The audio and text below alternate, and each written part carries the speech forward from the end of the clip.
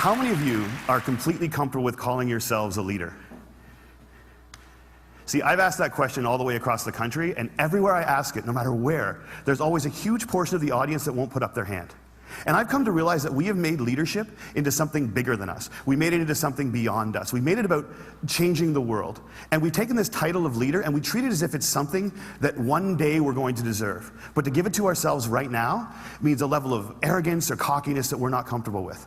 And I worry sometimes that we spend so much time celebrating amazing things that hardly anybody can do, that we've convinced ourselves that those are the only things we're celebrating. And we start to devalue the things that we can do every day. And we start to take moments where we truly are a leader, and we don't let ourselves take credit for it, and we don't let ourselves feel good about it.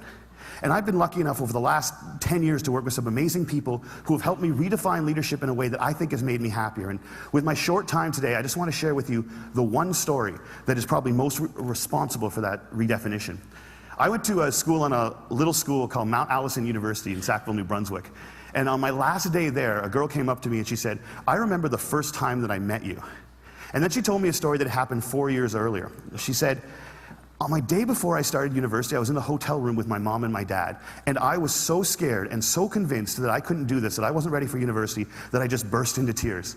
And my mom and my dad were amazing. They were like, 'Look, we know you're scared, but let's just go tomorrow. Let's go to the first day, and if at any point you feel as if you can't do this, that's fine. Just tell us, we will take you home. We love you no matter what.'" And she said, so I went the next day and I was standing in line getting ready for registration, and I looked around and I just knew I couldn't do it. I knew I wasn't ready. I knew I had to quit. And she says, I made that decision, and as soon as I made it, there was this incredible feeling of peace that came over me. And I turned to my mom and my dad to tell them that we needed to go home, and just at that moment, you came out of the Student Union building wearing the stupidest hat I have ever seen in my life. It was awesome. And you had a big sign promoting Shinorama, which is Students Fighting Cystic Fibrosis, a charity I've worked with for years, and you had a bucket full of lollipops. And you were walking along and you were handing the lollipops out to people in line and talking about Shinorama. And all of a sudden, you got to me, and you just stopped, and you stared. It was creepy. This girl right here knows exactly what I'm talking about. And then you looked at the guy next to me, and you smiled, and you reached in your bucket, you pulled out a lollipop, and you held it out to him, and you said, "You need to give a lollipop to the beautiful woman standing next to you." And she said, "I have never seen anyone get more embarrassed faster in my life." He turned beet red, and he wouldn't even look at me, he just kind of held the lollipop out like this.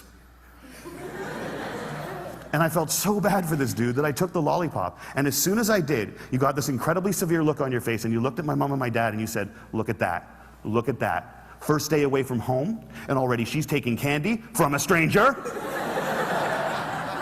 And she said everybody lost it. 20 feet in every direction, everyone started to howl. And I know this is cheesy, and I don't know why I'm telling you this, but in that moment when everyone was laughing, I knew that I shouldn't quit. I knew that I was where I was supposed to be, and I knew that I was home.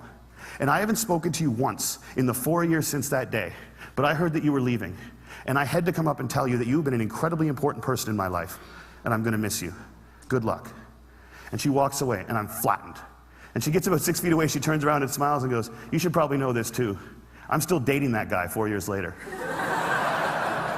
A year and a half after I moved to Toronto, I got an invitation to their wedding. Here's the kicker, I don't remember that. I have no recollection of that moment, and I've searched my memory banks because that is funny, and I should remember doing it, and I don't remember it. And that was such an eye-opening, transformative moment for me to think that maybe the biggest impact I'd ever had on anyone's life, a moment that had a woman walk up to a stranger 4 years later and say, "You've been an incredibly important person in my life," was a moment that I didn't even remember. How many of you guys have a lollipop moment, a moment where someone said something or did something that you feel fundamentally made your life better? All right.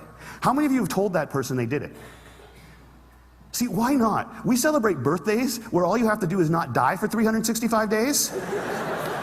And yet we let people who have made our lives better walk around without knowing it. And every single one of you has been the catalyst for a lollipop moment. You have made someone's life better by something that you said or that you did. And if you think you haven't, think about all the hands that didn't go back up when I asked that question. You're just one of the people who hasn't been told. But it is so scary to think of ourselves as that powerful. It can be frightening to think that we can matter that much to other people. Because as long as we make leadership something bigger than us, as long as we keep leadership something beyond us, as long as we make it about changing the world, we give ourselves an excuse not to expect it every day from ourselves and from each other. Marianne Williamson said, "Our greatest fear is not that we are inadequate. Our greatest fear is that we are powerful beyond measure. It is our light and not our darkness that frightens us." And my call to action today is that we need to get over that. We need to get over our fear of how extraordinarily powerful we can be in each other's lives. We need to get over it so we can move beyond it. And our little brothers and our little sisters, and one day our kids, or our kids right now, can watch us start to value the impact we can have on each other's lives more than money and power and titles and influence. We need to redefine leadership as being about lollipop moments. How many of them we create, how many of them we acknowledge, how many of them we pay forward, and how many of them we say thank you for. Because we've made leadership about changing the world, and there is no world. There's only 6 billion understandings of it. And if you change one person's understanding of it, one person's understanding of what they're capable of, one person's understanding of how much people care about them, one person's understanding of how powerful an agent for change they can be in this world, you've changed the whole thing. And if we can understand leadership like that, I think if we can redefine leadership like that, I think we can change everything. And it's a simple idea, but I don't think it's a small one. And I want to thank you all so much for letting me share it with you today.